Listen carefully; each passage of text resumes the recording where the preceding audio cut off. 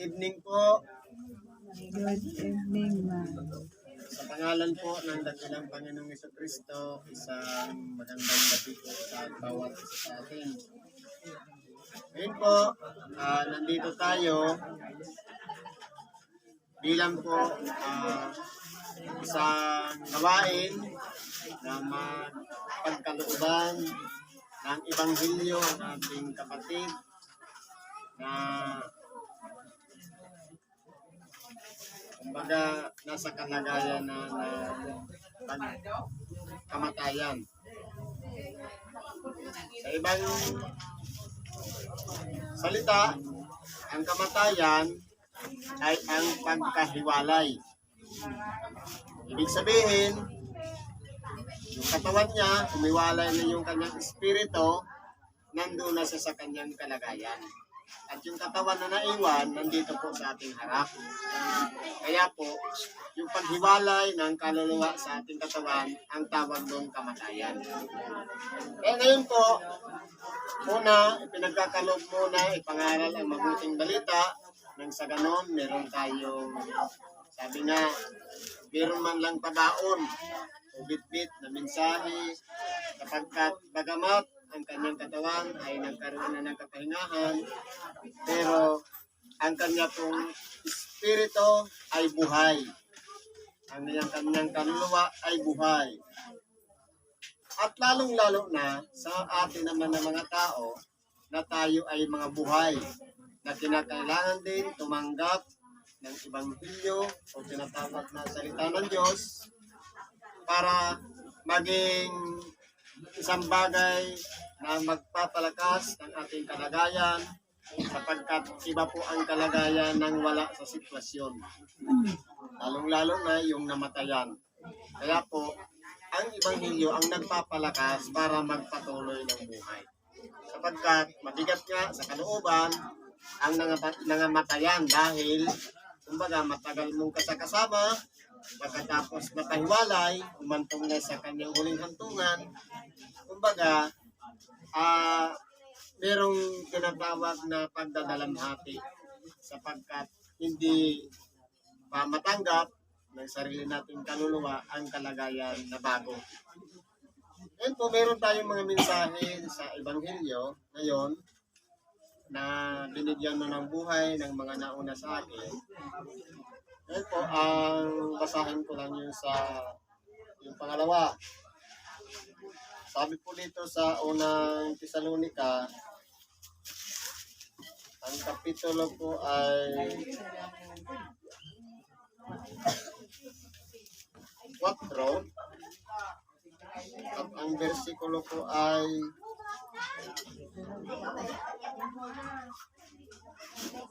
13. 13 hanggang 18.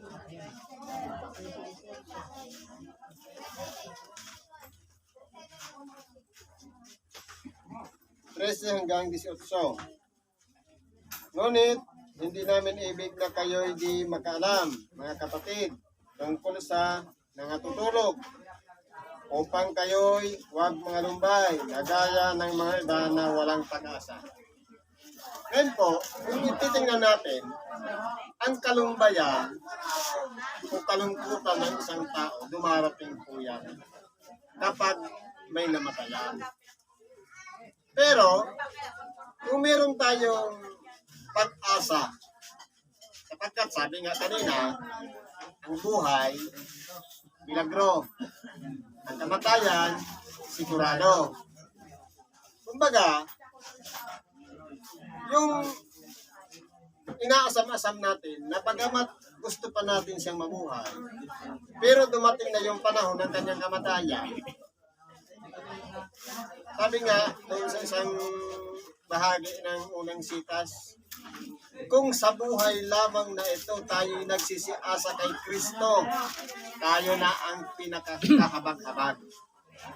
Ibig sabihin, nananalig tayo kay Kristo, sumasampalataya tayo kay Kristo, nakikinig tayo sa kanyang aral o Ebanghelyo.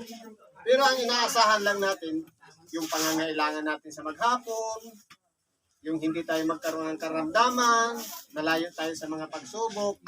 Kung iyan lang ang inaasahan natin, kahabag-habag tayo.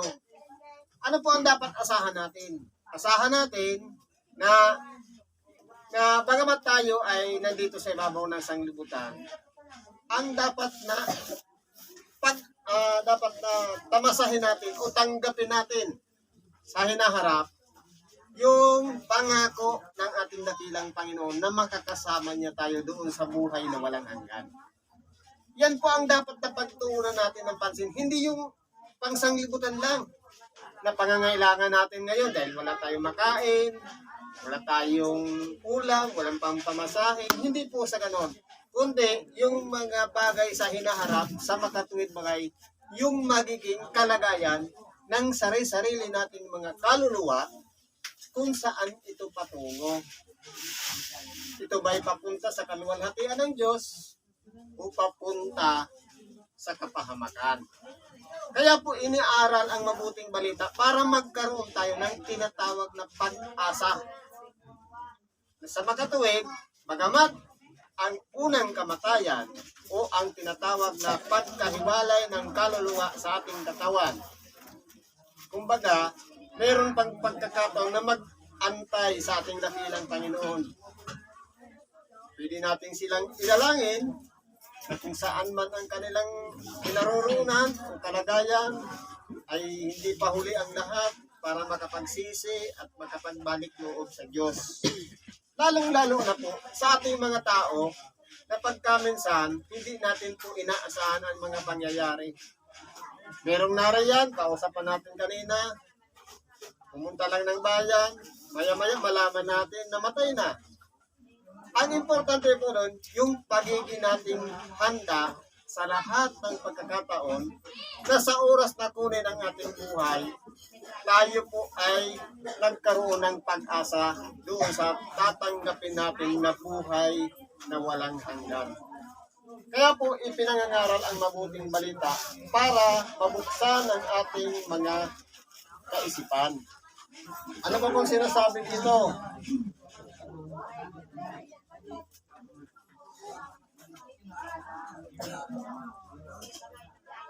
Pagkat kung tayo nasa isang barangay.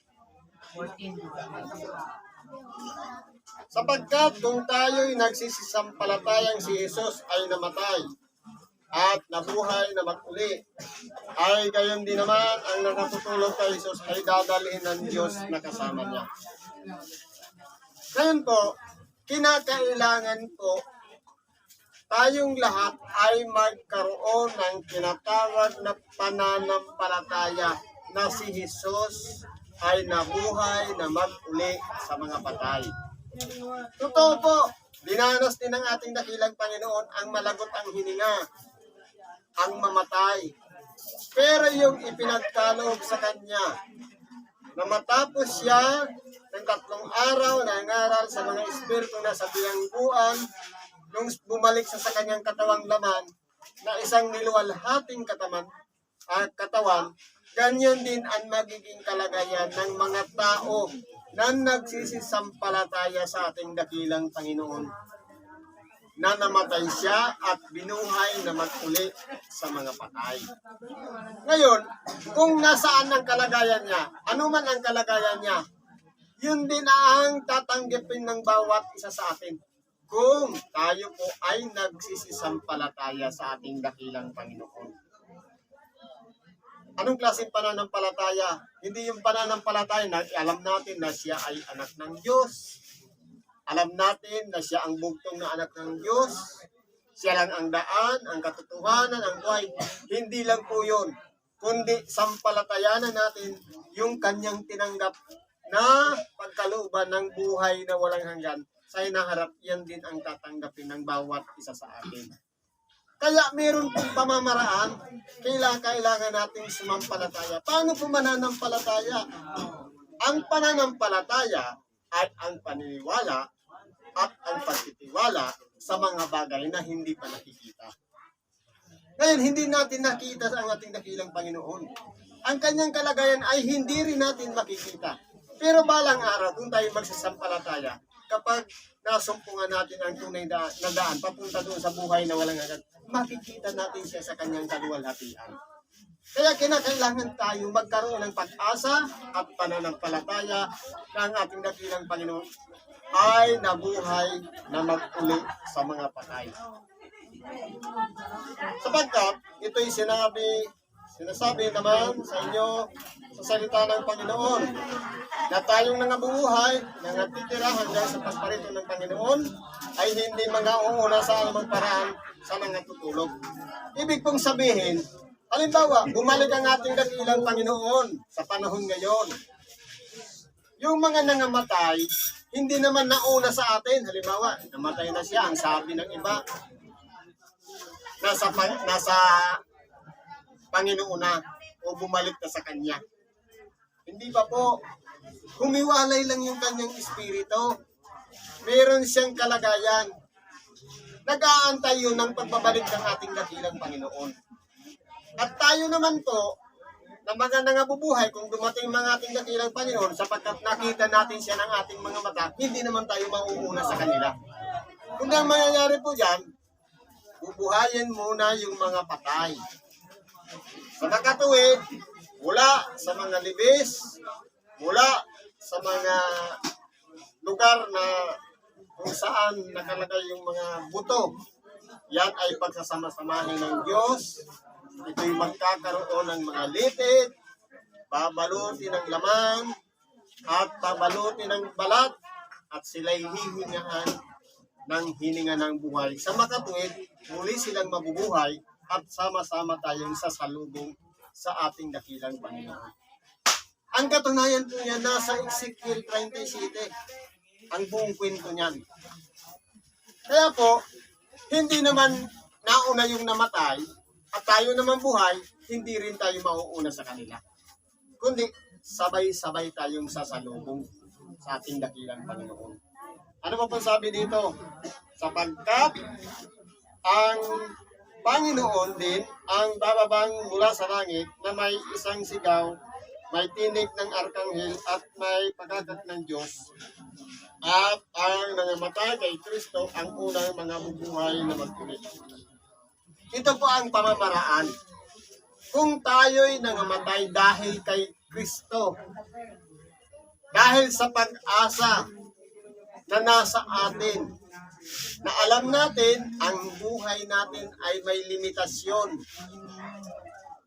na alam natin na magmula nang magkaroon tayo ng hininga dito sa ibabaw ng sanglibutan, magpasalamat po tayo sapagkat naranasan natin ang mabuhay sa sanglibutan. Bagamat mahirap, naranasan natin mapagod, naranasan natin magutom, mainitan, mamroblema, makaranas ng mga pagsubok. Pero kung titingnan natin, ang mga pagsubok, ang mga danas ng buhay ay bahagi ng pagpapatibay nang sa ganon tayong lahat ay magagawa natin na hindi lamang para sa sarili, kundi para sa kapwa, sa pamamagitan ng mga pagpapayo. Para makaingat din sila. Kaya kung tayo po, ng mga tao na nandito pa sa ibabaw ng sanglibutan, kinakailangan po maging preparado tayo, maging handa tayo. Sapagkat ang inihandaan natin, hindi yung kabaong, hindi yung puntod o nitso na lalagyan natin, kundi yung ipagkakaloob sa atin na magiging kalagayan natin sa pagbabalik ng ating dakilang Panginoon. May mga pamamaraan po yan. Una, tutunog muna ang pakaka. Pagkatapos doon, sasalubong tayo sabay-sabay sa ating dakilang Panginoon. Ibig sabihin, walang mga uuna. Ang mga uuna doon, yung mga nangamatay kay Kristo o yung mga nagsiasa kay Kristo. Kaya po, ang pag-asa natin, hindi lang sa sanglibutan, yung kailangan natin ng pagkain, kailangan nating mabusog, kailangan natin ng inumin, kailangan natin na kundi yung para sa hinaharap sa makatuwid bagay yung magiging sitwasyon ng buhay natin sa pagbabalik ng ating dakilang Panginoon. Kung magkagayon, tayong nangamubuhay na nangatitira ay agawin kasama nila sa mga alapap upang salubungin ng Panginoon sa hangin at sa ganito isa sa Panginoon tayo magpakailanman.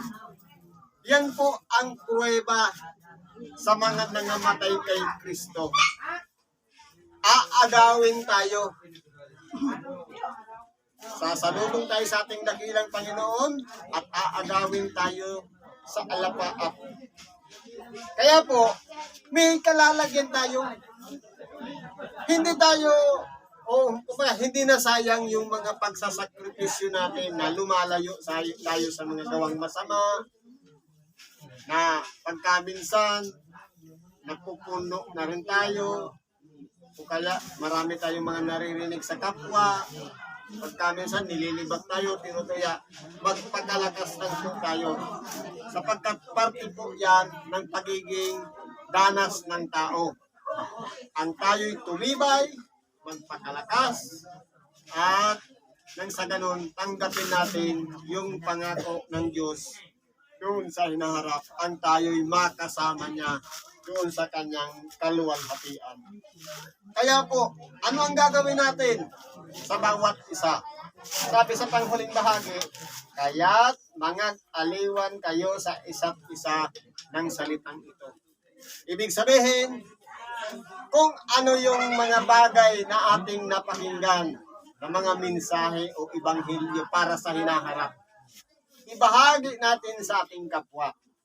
Palakasin natin ang kanilang pag-asa at ganun din ang kanilang pananampalataya na bagamat wala pa tayong nakikita o pruweba man na namalas ng ating mga mata, pero ang inihandaan po ng Diyos base sa ating mga binasa, yan po ay magkakaroon ng kahayagan sa pagbabalik ng ating dakilang Panginoon. Kaya po ang gawin natin, bigyan natin ng pag-asa ang mga naiwanan o mga namatayan na kumbaga lumipat lang siya sa isang sitwasyon. Ang kanyang katawan balik sa lagok, ang kanyang espiritu bumalik sa Diyos, ang kanyang kaluluwa nasaan. Naghahanap din niya ng katotohanan. Sa magkatuwid, mayroon siyang kinalagyan. Pero tayo naman na namatayan, kinakailangan magpakalakas ng loob. Sapagkat, nariyan lang siya. Yun nga lang, hindi na natin siya makakatabi, hindi na mayayakap, hindi na makakasama, na nakikita ng mata. Pero, tayong lahat ay nandito lang sa ibabaw ng sanglibutan. Kaya po, mga aliwan tayo. Kung may kabigatan ng isa, kung mayroong maipapayo, aliwin natin. Sa pamamagitan ng awitin, sa pamamagitan ng pakikipag-usap ng sa ganun, maibsan ang kabigatan na nasa kanyang kalooban. Yan lang ang pong ibabagi natin. Salamat at pagpalain tayo ng Diyos. Ang espiritu ni Ezekiel